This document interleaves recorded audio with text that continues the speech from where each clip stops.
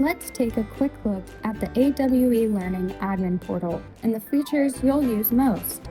If your workstation isn't connected to the internet, you can still upload usage data. Export your data to a flash drive, plug it into your computer, then select Upload Statistics and choose your file. If your workstation is connected to the internet, you can upload data directly from the workstation or schedule updates through the admin panel.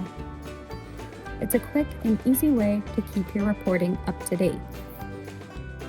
To view usage data, go to Management Reports. Most libraries use the Monthly Report option. Select your date range, click Apply, then Generate. You'll see total sessions, total time used, average time per session. These are key metrics most libraries need. You can also add custom websites to your workstation through ELF sites, which stands for Early Learning Fun. These are safe, pre-approved links to educational content like science websites or videos, all within a locked-down environment. To add your own, go to Edit Sites, then select Add Website, paste in your URL, click Save, and it'll appear on your workstation menu. This is a great way to add your library's homepage or other trusted resources without opening access to the internet.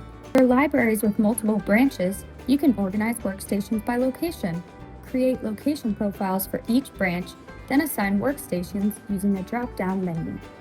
You can also run reports by individual workstation or by location, depending on how you want to view your data. This gives you flexible insights into how each workstation or branch is being used. You may also see PEPs, or personalized education plans, in the portal. These allow you to customize learning paths for users. Most customers create and manage these directly on the workstation, but they can also be viewed or edited here if needed. For most users, the admin portal comes down to 3 key features: uploading usage data, running reports, and managing locations. Everything is designed to be simple, flexible, and easy to use.